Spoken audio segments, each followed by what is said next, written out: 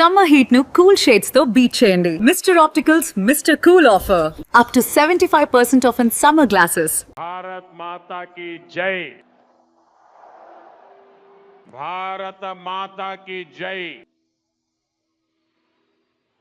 నేను నా ప్రసంగాన్ని మొదలు పెట్టేదానికంటే ముందు ఇక్కడ చాలా మంది నా బాల కళాకారుల మిత్రులు ఉన్నారని నేను చూస్తున్నాను। పెయింటింగ్స్ గీసి తీసుకొచ్చారు।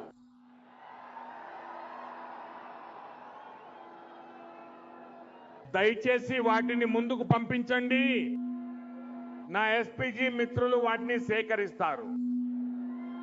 దాని వెనుక మీ చిరునామా ఉంటే గనక నేను మీకు తప్పకుండా ఉత్తరం పంపిస్తాను।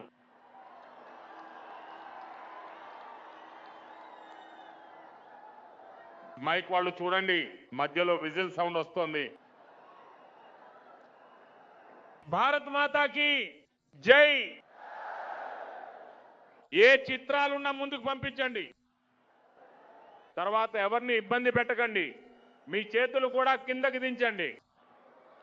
అక్కడ దూరంగా కూడా ఉన్నారు, ఎస్పీజీ వాళ్ళు ఆగి అందరి దగ్గర తీసుకోండి।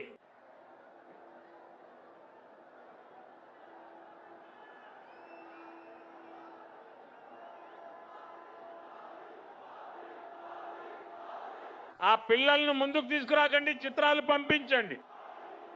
పిల్లల్ని ఇబ్బంది పెట్టకండి।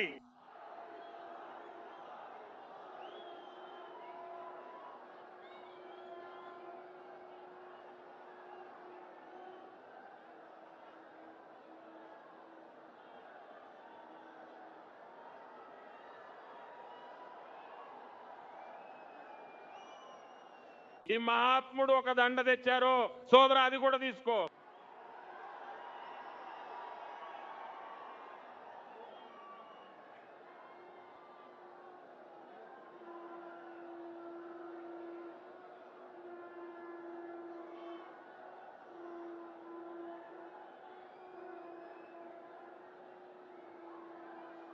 ఇటువైపు కూడా చాలా మంది ఏదో ఒకటి తెచ్చారు।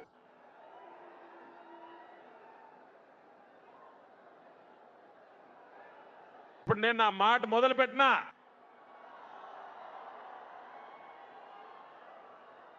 చిత్రాలు తెచ్చిన వారు చేతులు దించండి, వెనుక వారికి ఇబ్బంది కలగకుండా।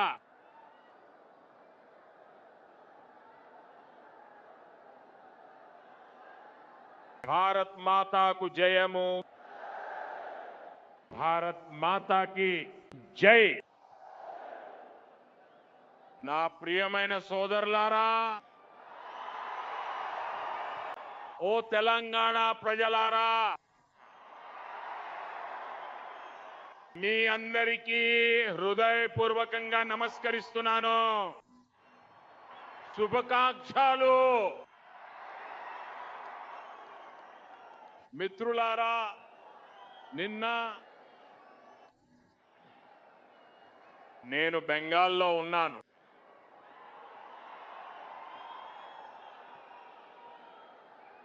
అక్కడ మొట్టమొదటిసారి బీజేపీ ముఖ్యమంత్రి పదవి ప్రమాణ స్వీకారం చేశారు। మొట్టమొదటిసారి బెంగాల్లో అఖండ మెజారిటీతో బీజేపీ సర్కారు కొలువుదీరింది। ఇంకా నేను చూస్తున్నాను, బీజేపీకి లభించిన ఈ చారిత్రాత్మక విజయం, దాని యొక్క ఉత్సాహం ఇక్కడ మన తెలంగాణలో కూడా స్పష్టంగా కనిపిస్తోంది। ఇక్కడున్న బీజేపీ కార్యకర్త ప్రతి ఒక్కరూ ఆ ఉత్సాహంతో నిండి ఉన్నారు। సాథియో,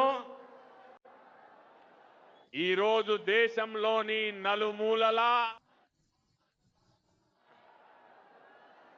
భారతీయ జనతా పార్టీపై ప్రజల ఆశీర్వాదం నిరంతరాయంగా పెరుగుతూనే ఉంది।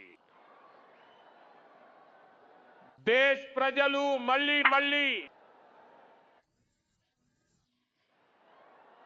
బీజేపీ యొక్క అభివృద్ధి మోడల్ పైన, మంచి పరిపాలన అనే మోడల్ పైన తమ ఆమోద ముద్రను వేస్తున్నారు.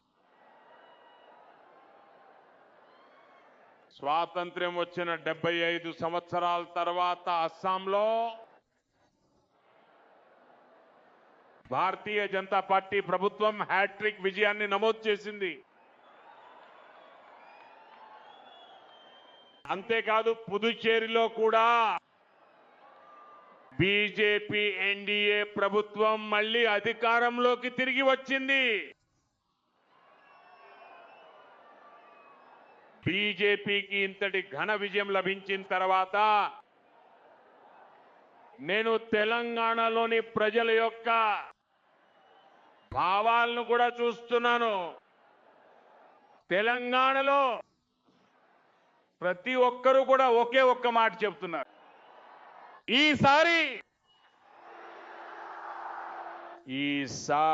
ఈసారి తెలంగాణ రాష్ట్రంలో కూడా జరగబోతోంది. నా మిత్రులారా, మన భారతదేశంలో ప్రతి సంవత్సరం ఏదో ఒక రాష్ట్రంలో ఎన్నికలు జరుగుతూ ఉంటాయి. ఎవరో ఒకరు ఓడిపోతారు, మరి కొందరు గెలుస్తారు. మరియు ఇది ప్రజాస్వామ్యంలో చాలా సహజమైన విషయం. ఇది మన ప్రజాస్వామ్యం యొక్క ఒక అనివార్యమైన భాగం. అయితే మిత్రులారా, పశ్చిమ బెంగాల్లో భారతీయ జనతా పార్టీ విజయం గురించి దేశవ్యాప్తంగా ఎంతగా ఉత్సవాలు జరుగుతున్నాయో, ప్రపంచవ్యాప్తంగా దీనిపై ఎంతగా చర్చ జరుగుతోందో, అలాంటి చర్చ ఇంతకు ముందు ఏ విజయం మీద కూడా జరగలేదు. దీనికి కారణం ఏంటంటే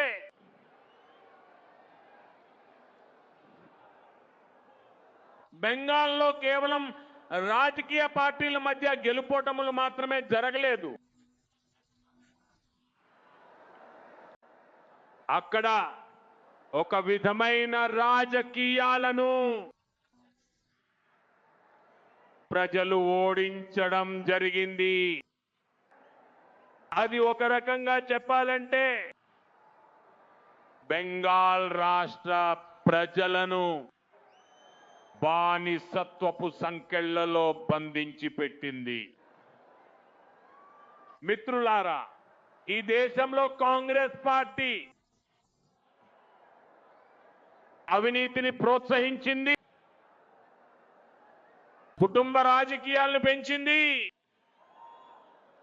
అంతేకాదు రాజ్యాంగబద్ధమైన సంస్థల యొక్క గొంతు నొక్కే పని చేసింది.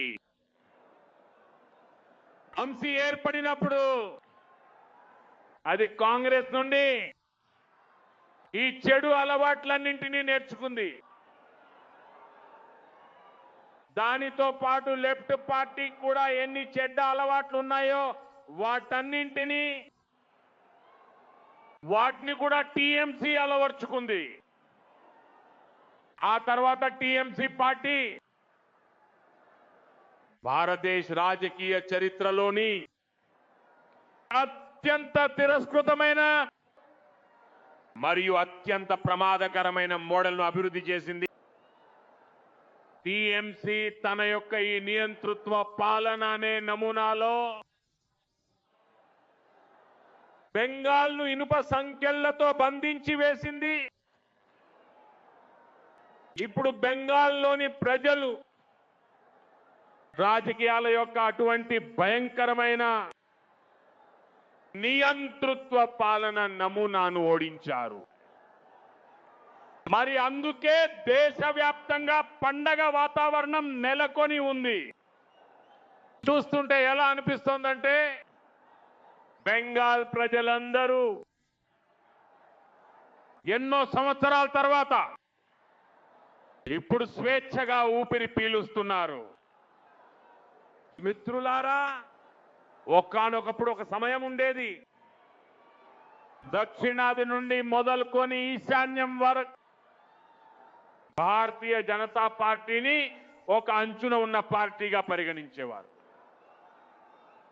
కానీ ఈరోజు యావత్ భారత ప్రజానీకం ఒక విషయాన్ని స్పష్టంగా చెబుతోంది. ఒక ఆలోచన దేశం కోసం అయితే అప్పుడు దాని గర్జనను ఏ సరిహద్దు కూడా ఆపలేదు.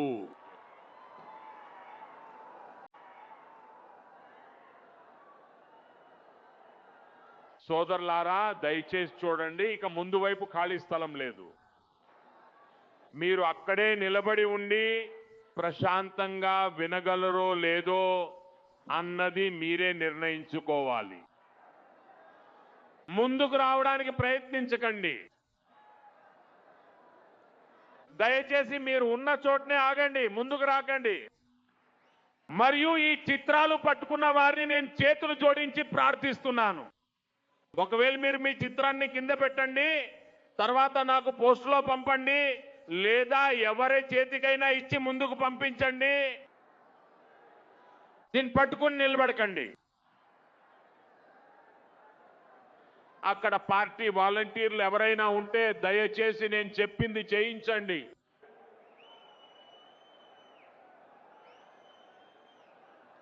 ఎందుకంటే వెనుక ఉన్న వాళ్ళకి ఎవరికీ కనిపించడం లేదు, అందుకే జనం అరుస్తున్నారు.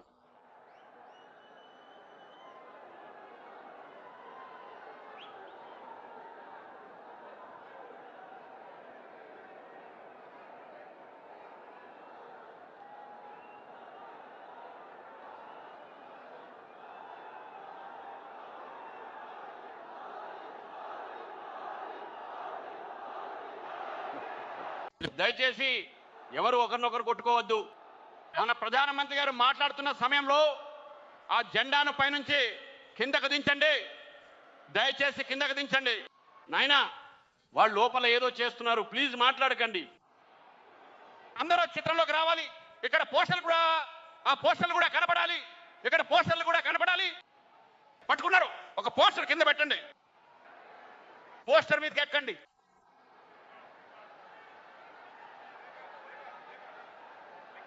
తెలంగాణ నా సోదరీమణులారా, నా యువ మిత్రులారా, మీ ఈ ప్రేమను నేను శిరసా వహిస్తాను.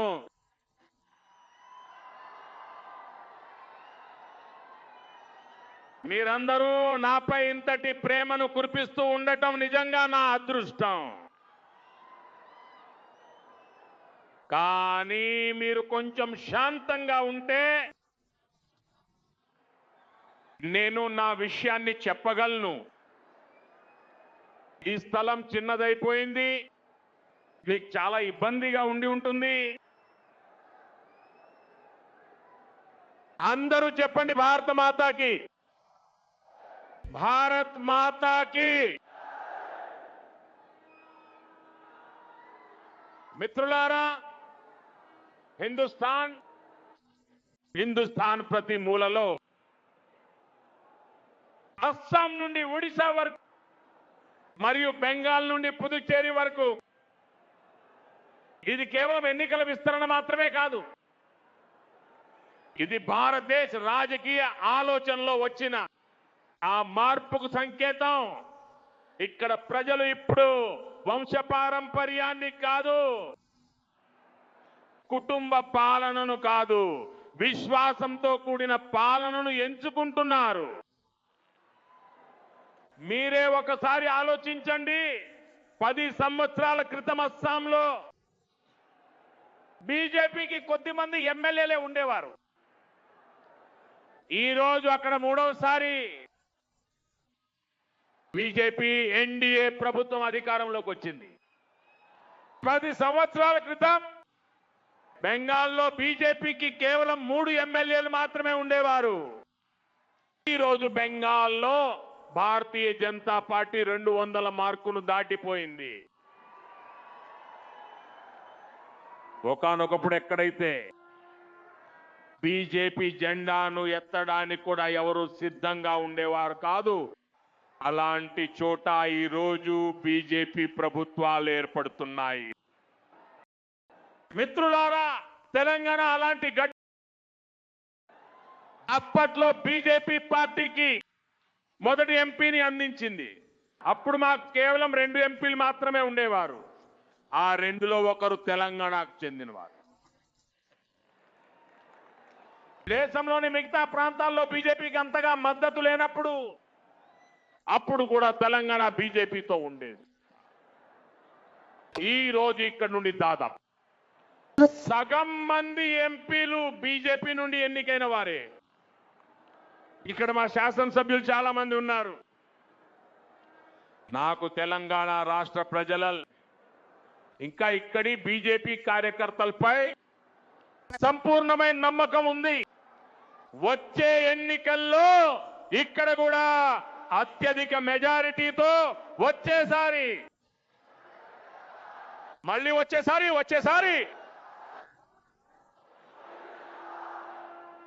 తెలంగాణ రాష్ట్ర ప్రజలు కాంగ్రెస్ పార్టీ మరియు బీఆర్ఎస్ పార్టీ యొక్క వాగ్దాన ఉల్లంఘన మరియు వీరి యొక్క కుటుంబ పాలన రాజకీయాలతో పూర్తిగా విసిగిపోయారు.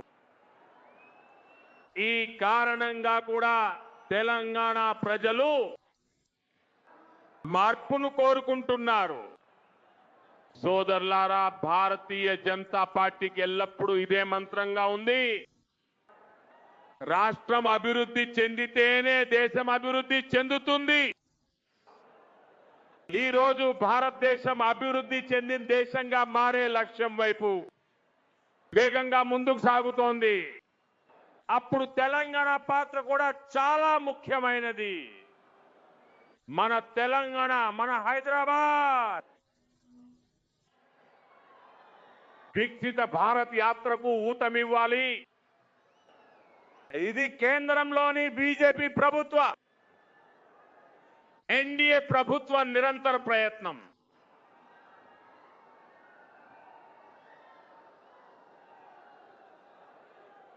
ఇదే ఉద్దేశంతో కొద్దిసేపటి క్రితం నాకు 1000 కోట్ల ప్రాజెక్టులకు శంకుస్థాపన చేసే అవకాశం దొరికింది. మిత్రులారా, ప్రస్తుతం దేశవ్యాప్తంగా 14 ఇండస్ట్రియల్ కారిడార్ల పనులు నడుస్తున్నాయి. వాటిలో ఒకటి ఇక్కడ తెలంగాణలో ఏర్పాటు కాబోతోంది. జహీరాబాద్ పారిశ్రామిక ప్రాంతంలో వాహనాల తయారీ నుంచి ఫుడ్ ప్రాసెసింగ్ దాకా పరిశ్రమల కోసం ఒక ఆధునిక వ్యవస్థ ఏర్పడుతోంది. ఇది లక్షలాది మంది యువతకు ఉపాధి కల్పించే పని. ఈ పారిశ్రామిక ప్రాంతం ఇక్కడి రైతులకు, మధ్య తరగతి వారికి ఒక కొత్త వరంగా రాబోతోంది. మిత్రులారా, మరో ఉదాహరణ టెక్స్టైల్ పార్క్ కూడా ఉంది. దేశం మొత్తం మీద 7 PM మిత్ర టెక్స్టైల్ పార్కులు మంజూరు చేశారు. అందులో ఒకటి ఇక్కడ తెలంగాణలో మన వరంగల్లో ఏర్పాటు చేస్తున్నారు. తెలంగాణ వస్త్ర పరిశ్రమకు ఇది కొత్త బలాన్ని ఇస్తుంది. ఇక్కడ ఉన్న కాటన్ ఫార్మర్లకు ఈ టెక్స్టైల్ పార్క్ వారి తలరాతను మార్చేందుకు ఎంతగానో పనిచేస్తుంది. మరియు దీనిలో కూడా లక్షలాది ఉద్యోగావకాశాలు వస్తాయి. సోదరులారా, తెలంగాణలోని పత్తి రైతులకు ఇంకొక శుభవార్త కూడా ఉంది. ఇటీవలే పత్తి యొక్క ఉత్పత్తి మరియు నాణ్యతను పెంచడం కోసం కేంద్ర ప్రభుత్వం ఒక సరికొత్త మిషన్ కు ఆమోదం తెలియజేసింది. 1000 కోట్ల రూపాయల ఈ మిషన్ ద్వారా ఇక్కడి లక్షలాది పత్తి రైతులకు సహాయం అందుతుంది. రైతుల ఆదాయం పెరుగుతుంది మరియు టెక్స్టైల్ రంగం కోసం పత్తి దిగుమతిపై భారత్ ఆధారపడటం కూడా తగ్గుతుంది. సోదరులారా, బీజేపీ ఫోకస్ అంతా అభివృద్ధిపైనే మరియు ఉపాధి కల్పనపై ఉంది. కానీ కాంగ్రెస్ ఇక్కడ ఏం చేస్తోంది? అది మీరు బాగా చూస్తున్నారు. దేశంలోని కేవలం 3 రాష్ట్రాల్లోనే ప్రస్తుతం కాంగ్రెస్ ముఖ్యమంత్రులు మిగిలి ఉన్నారు. కేవలం 3 రాష్ట్రాలు మాత్రమే కాంగ్రెస్. వాళ్ళు దేశంలో ఎక్కడ ఉన్నా సరే వాళ్ళు అనుసరించేది ఒకే ఒక్క మోడల్. ముందుగా అబద్ధాలు చెప్పడం, ఆ తర్వాత చెప్పిన అబద్ధాలను పూర్తిగా మర్చిపోవడం. ఎన్నికల్లో గెలవడం కోసం ఆకాశంలో ఉన్న నక్షత్రాలను సైతం కోసుకొచ్చి మీ కాళ్ళ దగ్గర పెడతామని వాగ్దానాలు చేస్తారు. ఆ తర్వాత ప్రభుత్వం ఏర్పడ్డాక సాకులు చెప్పడం మొదలు పెడతారు. సోదరులారా, హిమాచల్ ప్రదేశ్ మరియు కర్ణాటకలో కూడా కాంగ్రెస్ పార్టీ తన వాగ్దానాలను మర్చిపోయింది. అక్కడి ప్రజలు కాంగ్రెస్ ప్రభుత్వం వల్ల చాలా ఇబ్బందులు ఎదుర్కొంటున్నారు. ఇక్కడ మన తెలంగాణలో కూడా ఇదే తంతు నడుస్తోంది. మిత్రులారా, కాంగ్రెస్ ప్రాధాన్యత ప్రజలకు సేవ చేయడం అనేది కాదు. కాంగ్రెస్ పార్టీ ఇప్పుడు దేశాన్ని ముక్కలు చేసే, విద్వేషాన్ని రెచ్చగొట్టే రాజకీయాలకు ఒక ముఖ్యమైన ఆధారంగా మారిపోయింది. అయితే రాజకీయ పార్టీల కంటే కూడా చాలా ఎక్కువగా వామపక్ష పార్టీల కంటే కూడా అతి వామపక్షంగా తయారైంది. ఒక పక్కా మరియు వికృతమైన మావోయిజంగా మారిపోయింది. మరియు ముస్లిం లీగ్ కంటే ఛాందస్వాదంగా అదే ముస్లిం లీగ్ గా మారిపోయింది. అందుకే ప్రజలు కాంగ్రెస్ ను ఎంఎంసి అని, ఎంఎంసి అంటే ముస్లిం లీగ్ మావోయిస్ట్ కాంగ్రెస్ అని అంటున్నారు. ఇది ముస్లిం లీగ్ మావోయిస్ట్ కాంగ్రెస్. మిత్రులారా, ఈ దేశానికి మావోయిస్ట్ ఉగ్రవాదం కారణంగా ఎంతో నష్టం వాటిల్లింది. తెలంగాణ కూడా గడిచిన దశాబ్దాలలో ఈ మావోయిస్ట్ ఉగ్రవాదం కారణంగా ఎంతో నష్టపోవాల్సి వచ్చింది. మావోయిస్ట్ ఉగ్రవాదం ఇన్ని సంవత్సరాలుగా అందువల్లనే ఈ దేశంలో కొనసాగుతూ వచ్చింది. ఎందుకంటే కాంగ్రెస్, లెఫ్ట్ లాంటి కొన్ని రాజకీయ పార్టీలు దీనికి నిరంతరం సైద్ధాంతికంగా ఊతమిచ్చాయి. కానీ దురదృష్టం చూడండి, ఈరోజు మావోయిజం ఉగ్రవాదం దాని చివరి శ్వాసలను లెక్కిస్తోంది. అయినా కూడా ఈ ప్రజలు మావోయిజాన్ని, నక్సలిజాన్ని కాపాడటంలోనే నిమగ్నమై ఉన్నారు.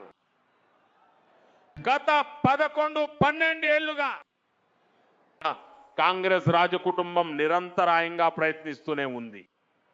మావోయిస్టు ఉగ్రవాదం మీద ఎలాంటి చర్యలు తీసుకోకూడదని. మిత్రులారా, నాకు తెలుసు తెలంగాణ పోలీసులు ఎవరైతే ఉన్నారో వారికి పూర్తి స్వేచ్ఛ ఇచ్చి ఉంటే నాకు ఖచ్చితంగా నమ్మకం ఉంది, ఈ పోలీసులు తమ శక్తితో కేంద్ర ప్రభుత్వ విధానాలతో అడుగులు కలుపుతూ ముందుకు సాగి ఉంటే ఎప్పుడో మావోయిస్టు ఉగ్రవాదం అంతమై ఉండేది. అయితే ఈ ప్రజలు ఏమాత్రం సహకరించలేదు. అందుకే దేశం మావోయిస్టు ఉగ్రవాదాన్ని పూర్తిగా అణచివేయడానికి ఇంత ఎక్కువ సమయం పట్టింది. మిత్రులారా, బీజేపీ ఎన్డీఏ ప్రయత్నాలతో ఇప్పుడు తెలంగాణ మావోయిస్టు ఉగ్రవాదం బారి నుండి పూర్తిగా విముక్తి పొందుతోంది. అందుకే తెలంగాణలో బీజేపీ ప్రభుత్వం ఏర్పడటం అనేది ఇప్పుడు మరింత ముఖ్యమైన అవసరంగా మారింది. ఇక్కడ బీజేపీ ప్రభుత్వం ఒక కొత్త ఆలోచన, ఒక కొత్త విజన్ మరియు ఒక కొత్త నిబద్ధతతో ప్రభుత్వాన్ని నడుపుతుంది. దాని లక్ష్యం వికసిత తెలంగాణ. మిత్రులారా, ఈరోజు మన భారతదేశం చాలా వేగంగా అభివృద్ధి చెందడానికి ముందుకు సాగుతోంది. అయితే ఈ సమయంలో భారతదేశం అనేక పెద్ద సవాళ్లను కూడా ఎదుర్కొంటోంది. మిత్రులారా, కరోనా కాలంలోనే ప్రపంచం మొత్తం సరఫరా ఈ గొలుసుకట్టు సంక్షోభంలో చిక్కుకుంది. కోవిడ్ తర్వాత ఉక్రెయిన్లో యుద్ధం మొదలైంది. దానివల్ల ప్రపంచ సమస్యలు మరింత పెరిగాయి. ఆహారం, ఇంధనం, ఫర్టిలైజర్ ఈ 3 విషయాలపై తీవ్ర ప్రభావం పడింది. గత 5-6 సంవత్సరాల్లో ఈ సంక్షోభాన్ని ఎదుర్కోవడానికి మా ప్రభుత్వం నిరంతర ప్రయత్నాలు చేస్తోంది. మీకు ఆ సమయం గుర్తుండే ఉంటుంది. ఇంకా ఈ రోజు కూడా ఫర్టిలైజర్ యొక్క ఒక్కో బస్తా ప్రపంచంలో 3,000 రూపాయలకి అమ్ముడవుతోంది. ఒక బస్తాకి 3,000 రూపాయలు. ఎంత? మీరే చెప్పండి, ఒక బస్తాకి ఎంత? అంకె కాదు, నోటితో చెప్పండి. 3,000 రూపాయలు. ఒక బస్తాకి ఎంత అవుతుంది? ఒక బస్తాకి ఎంత? మళ్ళీ చెప్పండి, ఒక బస్తాకి ఎంత? మరియు భారతదేశంలోని రైతులకు అదే ఎరువుల బస్తాను 300 రూపాయల కన్నా తక్కువ ధరకే ఇవ్వబడుతోంది. 3,000కి బదులుగా 300 రూపాయలకే ఇస్తున్నాం. సప్లై చైన్ కు సంబంధించిన ఈ ఇబ్బందుల మధ్యలో గడిచిన 2 నెలల నుండి మన పొరుగు దేశంలోనే కూడా చాలా పెద్ద యుద్ధం జరుగుతోంది. దీని యొక్క ప్రభావం యావత్ ప్రపంచం మీద పడింది.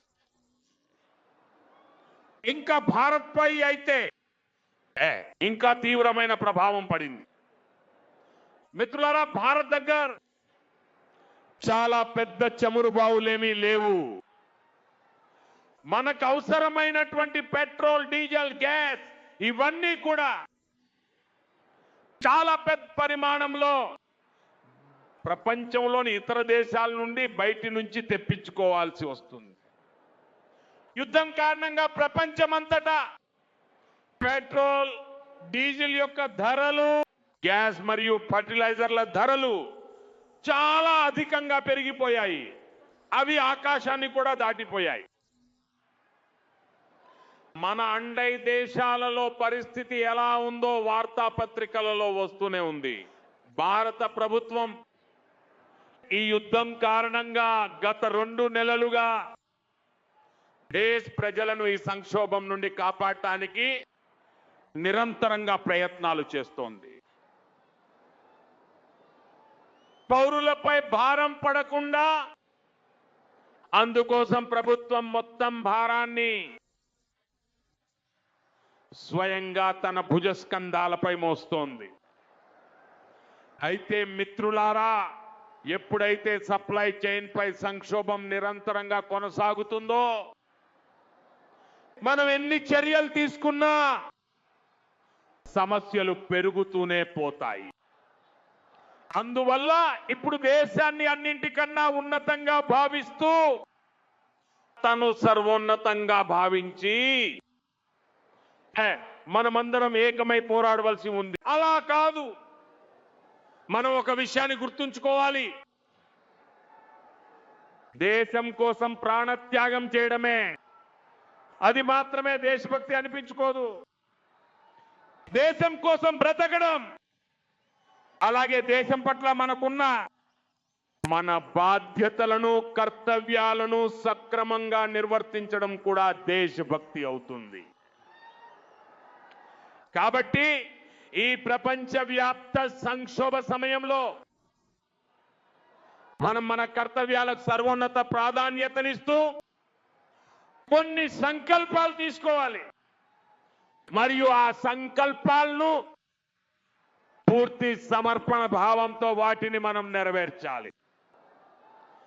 ఉదాహరణకు ఒక పెద్ద సంకల్పం ఉంది.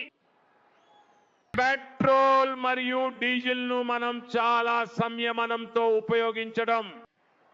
మిత్రులారా, మనం పెట్రోల్ మరియు డీజిల్ వినియోగాన్ని తగ్గించాల్సి ఉంటుంది. నగరాల్లో ఎక్కడైతే మెట్రో ఉందో అక్కడ మనం నిర్ణయించుకోవాలి, మనం మెట్రోను మాత్రమే ఉపయోగించాలి. వీలైనంత ఎక్కువగా మెట్రోలోనే వెళ్దాం.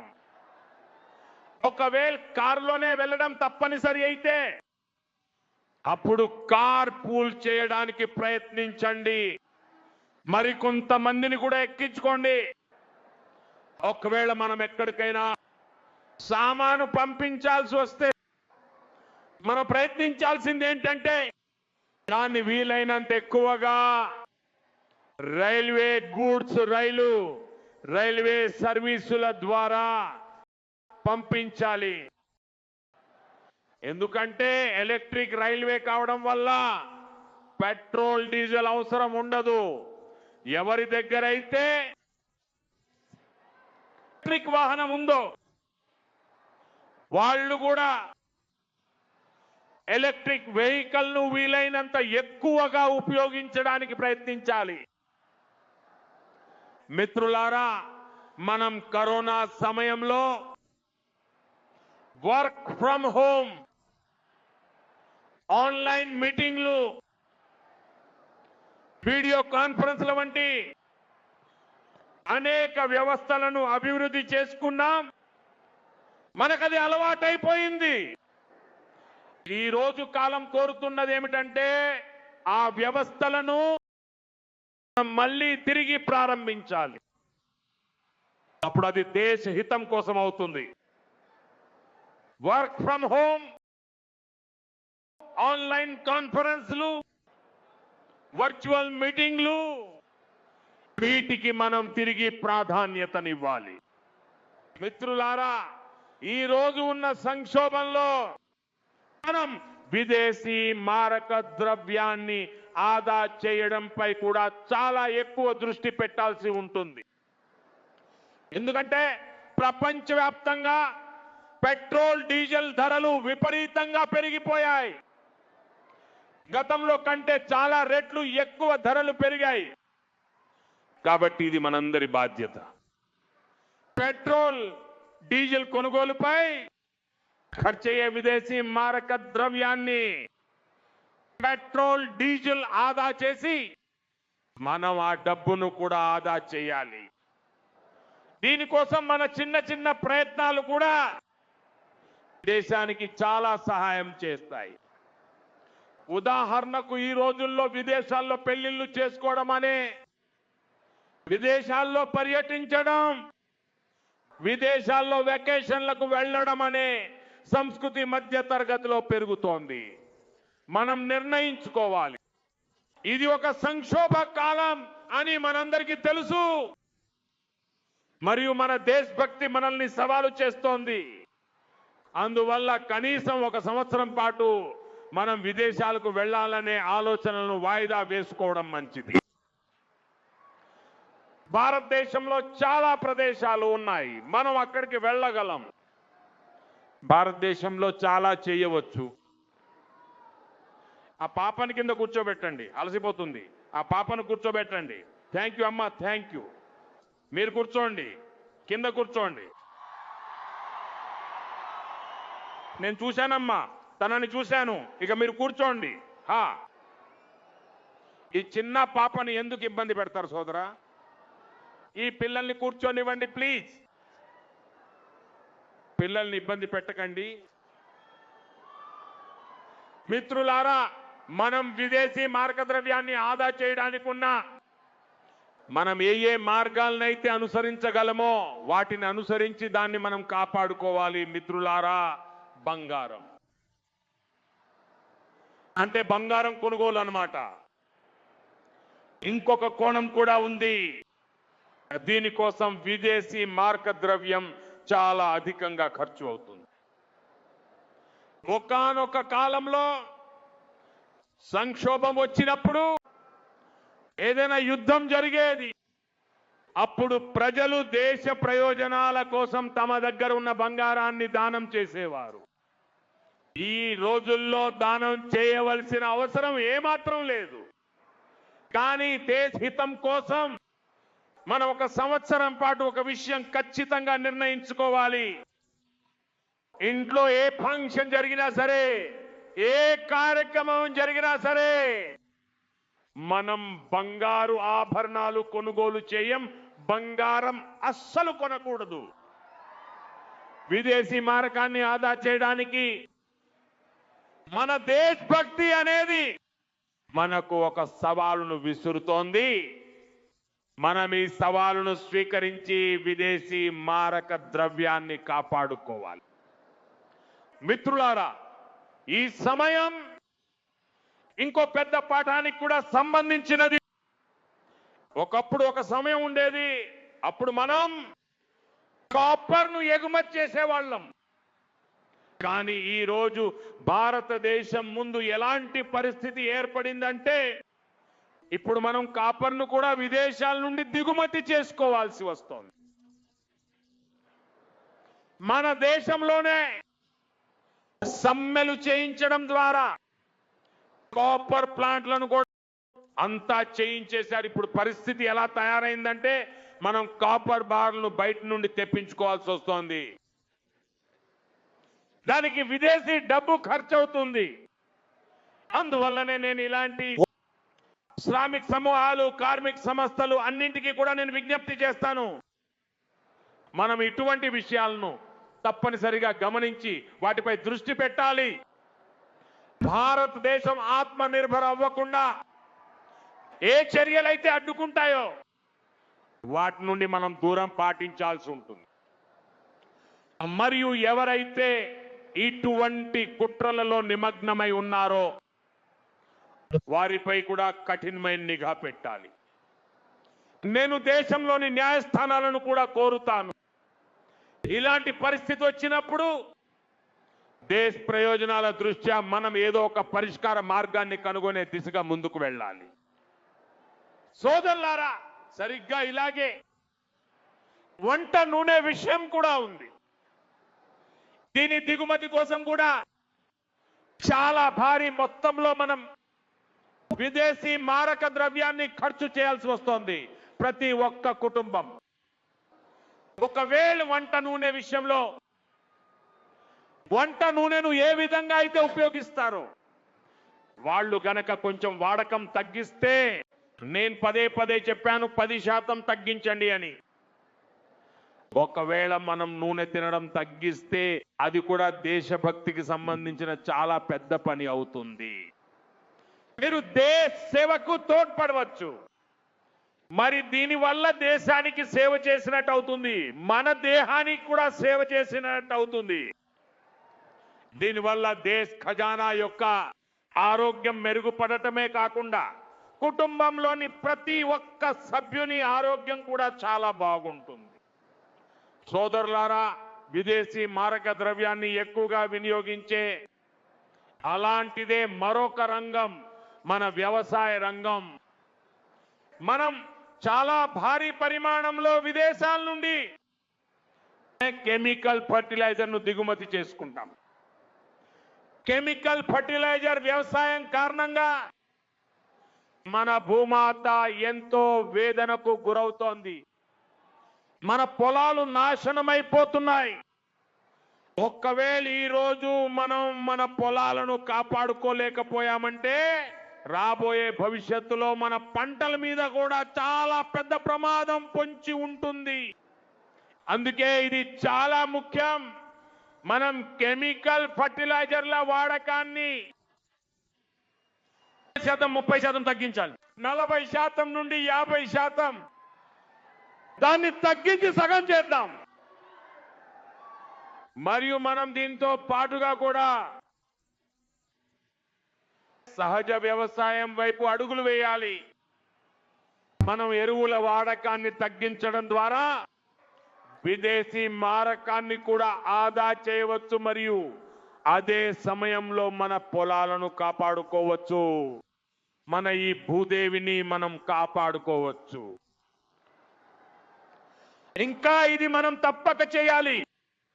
ఈ రోజు ప్రపంచ సంక్షోభాల వల్ల వచ్చిన ఆ సవాళ్లను మనం అధిగమించాల్సి ఉంటుంది. మిత్రులారా, భారత ప్రభుత్వం పొలాల్లో డీజిల్ పంపులకు బదులుగా సోలార్ పంపుల పథకాన్ని అమలు చేస్తోంది. మనం పొలాల్లో డీజిల్ పంపులకు బదులుగా సోలార్ పంపులను ఉపయోగించేలా ప్రోత్సహించాలి. నేను కోవిడ్ సమయంలో కూడా స్థానిక వస్తువులను కొనమని నేను అభ్యర్థించేవాడిని.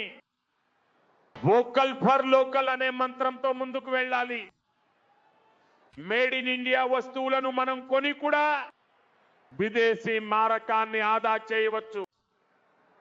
మరియు మన దేశంలో మనకి స్థానిక ఉత్పత్తికి ఎటువంటి కొరత లేదు. అవి బూట్లు కావచ్చు, పర్సులు కావచ్చు, లేదా బ్యాగులు కావచ్చు. మనం స్వదేశీ వస్తువులకే ఎక్కువ ప్రాధాన్యత ఇవ్వాలి. మరియు నేను ఇది చెప్పడం లేదు, మీ దగ్గర కొని ఉన్న విదేశీ వస్తువులు, విదేశీ బ్రాండ్లవి ఏవైతే ఉన్నాయో వాటిని తీసుకెళ్లి పడేయండి అని నేను అనడం లేదు. అలా నేను చెప్పడం లేదు. కానీ నా అభ్యర్థన ఏంటంటే, మనం కొత్తగా విదేశీ ఉత్పత్తులను అస్సలు కొనకూడదు. ఇంకా చెప్పాలంటే నిజానికి మనకు చాలా సందర్భాలలో కనీసం అంచనా కూడా ఉండదు. మనం రోజువారీ జీవితంలో వాడే ఎన్నో వస్తువులు విదేశీవని, వాటిని మనం అలానే ఉపయోగించేస్తున్నామని. మరియు మిత్రులారా, నేను స్వదేశీ గురించి మాట్లాడినప్పుడు ప్రజలు ఏమనుకుంటారంటే, దీపావళి పండుగకు దీపాలు కొనుగోలు చేస్తే స్వదేశీ అయిపోయినట్లే అని. ఇవన్నీ భ్రమలు వ్యాప్తి చేసే మాటలు. దీనితో విజయం లభించదు. మనం మన ఇంట్లో ఉపయోగంలోకి వచ్చే వస్తువుల యొక్క జాబితాను తయారు చేసుకోవాలి. ఎన్ని విదేశీ వస్తువులు మన ఇళ్లలోకి చొరబడ్డాయో చూడాలి. మనకు తెలియదు. కత్తెర కావచ్చు, దువ్వెన కావచ్చు, చిన్న చిన్నవి వస్తువులు, టూత్ పిన్లు, టూత్ బ్రష్లు, చూడండి ఎంత సామాను ఉందో విదేశాల నుండి మన ఇళ్లలోకి చొరబడ్డాయి. మళ్ళీ ఈ జాబితా నుండి మనం ఎంత వీలైతే అంత త్వరగా స్వదేశీ వస్తువులకు మారాలి. మిత్రులారా, ఈ విషయాలు కేవలం ఒక ప్రభుత్వానికి కావు, ఒక పార్టీకి, ఒక వ్యక్తికి చెందినవి కావు. ఇది బీజేపీ సమస్య కూడా కాదు, ఇది దేశ సమస్య. ఇంకా దీనికోసం ప్రతి పౌరుడు, ప్రతి రాజకీయ పార్టీ, ప్రతి ప్రభుత్వం, ప్రతి సమాజం, ప్రతి సంస్థ కూడా సంకల్పబద్ధులై ఉండాలి. నేను మీడియా సహచరులను కూడా దేశ శ్రేయస్సు కోసం ముందుకు రావాలని విజ్ఞప్తి చేస్తాను. దేశభక్తి భావాన్ని మేల్కొల్పుదాం మరియు దేశాన్ని ప్రస్తుతం ఉన్న ప్రపంచ సంక్షోభాలను, దేశం ఆ సంక్షోభాల నుండి లాభం పొందాలి. పరిస్థితిపై పట్టు సాధించాలి. అలాంటి వాతావరణాన్ని సృష్టించడానికి మనం దోహదపడాలి. అప్పుడే దేశం విజయవంతమవుతుంది. ఇటువంటి సంకల్పాలు ప్రతి పౌరుడు పూర్తి నిజాయితీ నిరూపించినట్లయితే భారతదేశం ఎదురయ్యే ప్రతి సంక్షోభంలోనూ తప్పకుండా విజయం సాధిస్తుంది. మిత్రులారా, నాకు నమ్మకం ఉంది, దేశంలోని ప్రతి పౌరుడు ఇదే దృఢ సంకల్పంతో ముందుకు సాగుతారని. మిత్రులారా, ఇంత భారీగా మీరు రావడం, ఇది గాలి ఎటు వీస్తుందో చూపిస్తోంది. ఇది తెలంగాణ తీరును చూపిస్తోంది. నేను మరొక్కసారి మీ అందరికీ నా హృదయపూర్వకమైన అభినందనలు తెలియజేస్తున్నాను. నాతో కలిసి చెప్పండి, భారత మాతాకి, భారత మాతాకి, భారత మాతాకి వందే మాతరం. వందే వందే వందే వందే వందే మాతరం.